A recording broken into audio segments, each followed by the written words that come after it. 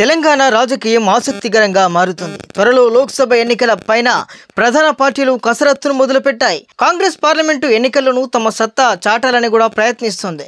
ఇక తెలంగాణ అసెంబ్లీ ఎన్నికల్లో ఓడిన బీఆర్ఎస్ ఇప్పుడు లోక్సభ ఎన్నికలకు సిద్ధమవుతుంది. దీనిపైన పార్టీ వర్కింగ్ ప్రెసిడెంట్ కేటీఆర్ వరుసగా సమీక్ష సమావేశాలు నిర్వహిస్తున్నారు. అసెంబ్లీ ఎన్నికల ఓటమితో కింగిపోవద్దని, ఇక పరాజయం చెందిన బీఆర్ఎస్ అభ్యర్థులే నియోజకవర్గ ఇన్ఛార్జీలని, వారు ఆయా నియోజకవర్గాల్లో విస్తృతంగా పర్యటించాలని కూడా కేటీఆర్ స్పష్టం చేశారు. ఓటమితో డీలా పడిన కేడర్ ను పార్లమెంట్ ఎన్నికలకు సిద్ధం చేసేందుకు కేసీఆర్ మెదక్ నుంచి పోటీ చేయడానికి సిద్ధమవుతున్నారని జోరుగా చర్చ సాగుతుంది. ఇక 2014 ఎన్నికల్లో కేసీఆర్ మెదక్ నుంచి ఎంపీగా, గజ్వేల్ నుంచి ఎమ్మెల్యేగా గెలుపొందారు. ఆ తర్వాత ఎంపీగా రాజీనామా చేయడంతో కొత్త ప్రభాకర్ రెడ్డి బీఆర్ఎస్ నుంచి గెలుపొందారు.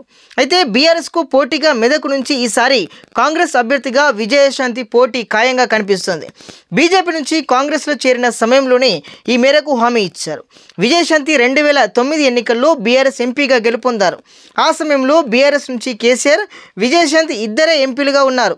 తర్వాత జరిగిన పరిణామాల్లో విజయశాంతి పార్టీలు మారారు. ఒకప్పటి ఒకే పార్టీ ఎంపీలు ఇప్పుడు ఒకరిపై ఒకరు పోటీకి దిగుతున్నారు. దీంతో మెదక్ లోక్సభ పోలైతే ఆసక్తికరంగా మారింది.